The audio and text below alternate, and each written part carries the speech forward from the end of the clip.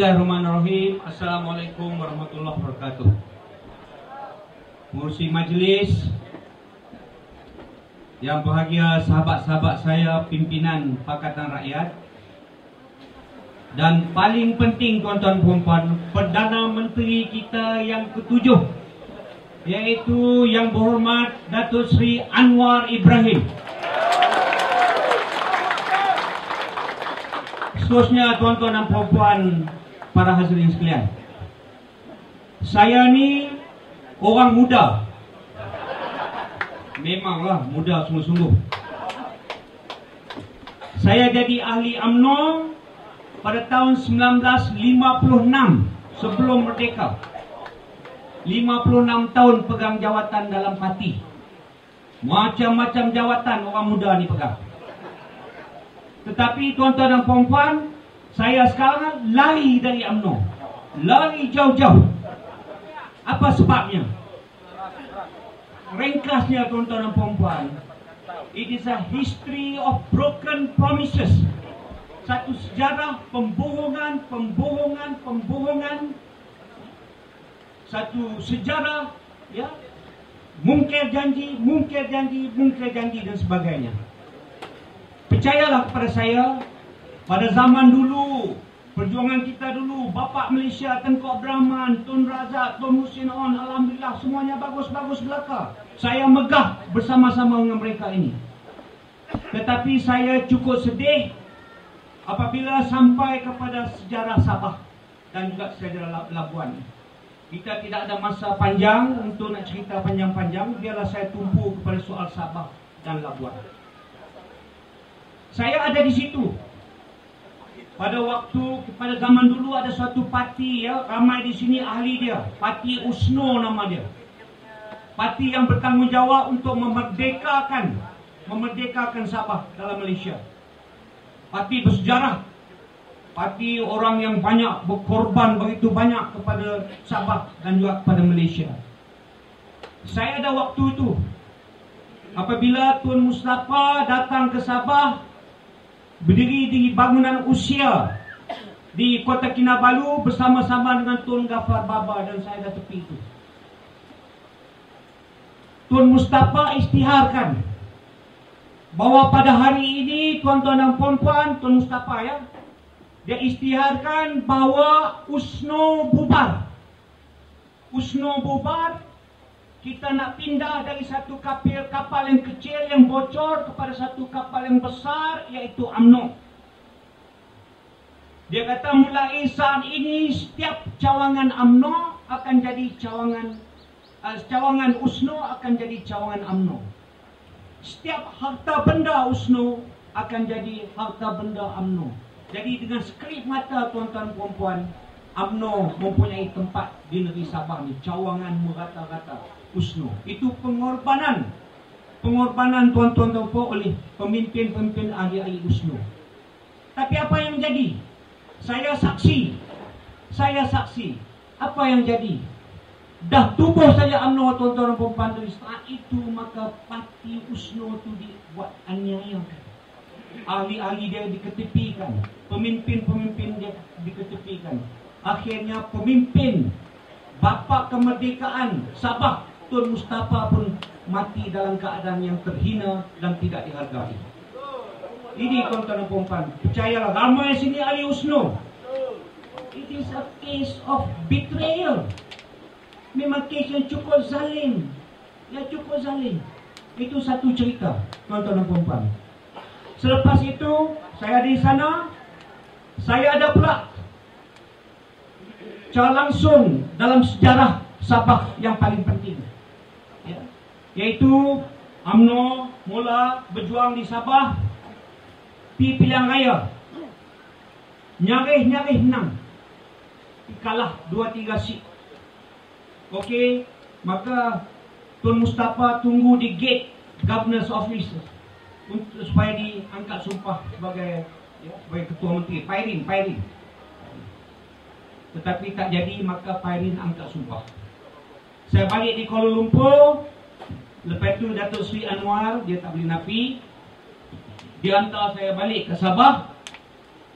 Dan kita ikhtiar kita akhtiar, pujuk Datuk Seri Laji Mokin, tolonglah tinggal PBS masuk UMNO. Saya pujuk Rubin Balang, tinggallah PBS masuk USNO. Dan berapa orang dan kita cukup majoriti. Maka tuan-tuan dan puan-puan, saya dengan Douglas Primus, lawyer, ramai kenal di sini, pergi di rumah Pairin, pujuk dia meletak jawatan, maka Tan Sri Sakarandanda jadi Ketua Menteri. Itulah mulanya UMNO menjadi tulang belakang kerajaan di Sabah. Mula pemerintahan Barisan Nasional. Kenapa jadi macam itu? Karena kita janji kepada rakyat. Kita janji kepada rakyat, Sabah kalau Barisan Nasional memerintah, kita akan pastikan tidak ada lagi kemiskinan di Sabah. Kita akan pastikan wakil-wakil rakyat akan turun ke bawah. Akan berkhidmat bersungguh-sungguh dengan rakyat dan sebagainya. Tapi tuan-tuan dan puan-puan, from the first day UMNO dan Barisan Nasional mengambil alih kerajaan di Sabah, maka semuanya kejar the spoils. Mulai saat itu tuan-tuan dan puan, rasuah berlaku berleluasa. Sehingga sekarang rasuah di Sabah ni paling terburuk dalam Malaysia ni, pada pandangan saya. Paling terburuk dalam Malaysia.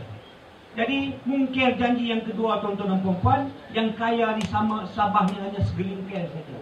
Jadi saya ingat lagi selama setahun lebih saya refuse nak datang ke Sabah kerana kita mungkir janji. Mungkir janji yang ketiga, iaitu nak jadikan Labuan ini sebagai wilayah persekutuan. Tuan-tuan dan puan, mudahkah orang rakyat Sabah ni nak serah Labuan ni kepada wilayah persekutuan? Bukan mudah. Lebih-lebih lagi kepada rakyat di Papar, di Parlimen Papar, Parlimen Kimanis, Parlimen Beaufort, Parlimen Sepitang dan sebagainya. Bukan mudah, tuan-tuan dan puan. Tetapi pada waktu itu kita buat keputusan, kita perlu ada satu wilayah persekutuan di daerah ini supaya dia jadi satu punca untuk tarik seluruh rantau ini jadi pusat segala-galanya. Financial center, tourism center dan sebagainya. Antara orang yang merancang supaya Labuan ini akan jadi Dubai untuk area ini adalah sahabat saya Tan Sri Ibrahim Menudin. Tan Sri Ibrahim Menudin, tuan-tuan. Jadi perancang segala-galanya. Alhamdulillah, mula okey, tuan-tuan dan puan-puan.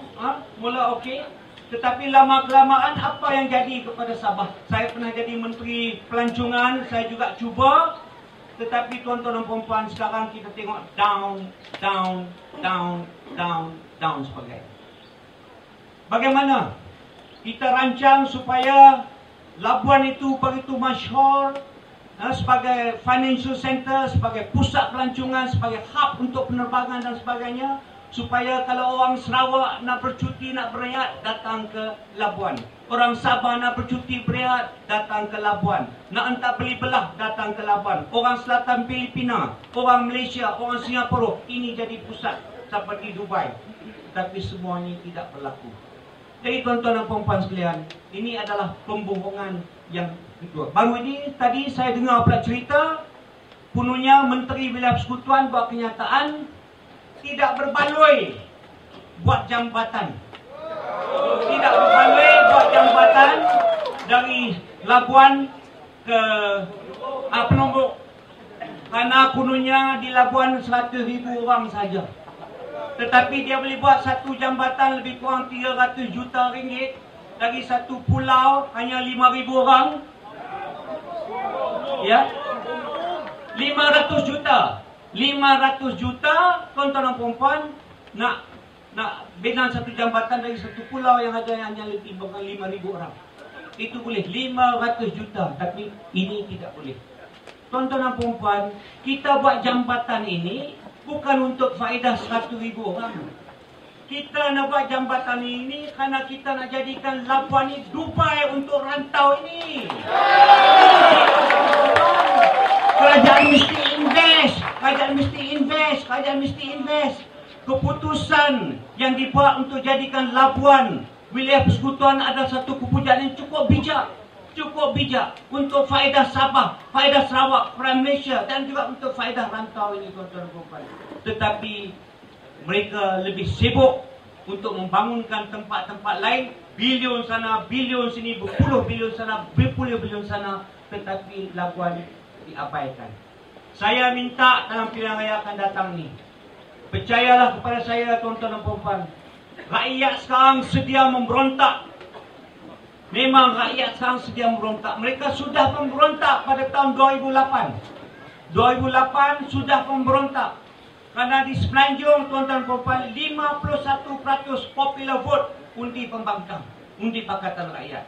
51%. Saya dengar cerita di Sabah sendiri pun 52% tidak undi Barisan Nasional. Ya, tetapi malangnya calon sebelah Barisan Nasional seorang, tetapi sebelah Pakatan Rakyat 5-6 orang calon. Maka kita kalah. Tetapi kali ini biarlah kita jangan buat kesilapan itu. Saya penuh yakin, insya-Allah tuan-tuan dan puan-puan, Pakatan Rakyat akan dapat kemenangan yang besar. Last sekali, cerita panjang. Saya tidak ada masa. Tapi orang lama macam saya ni, tak ada satu sebab nak lari. Saya dah jadi menteri, saya dah jadi majlis tertinggi UMNO begitu lama.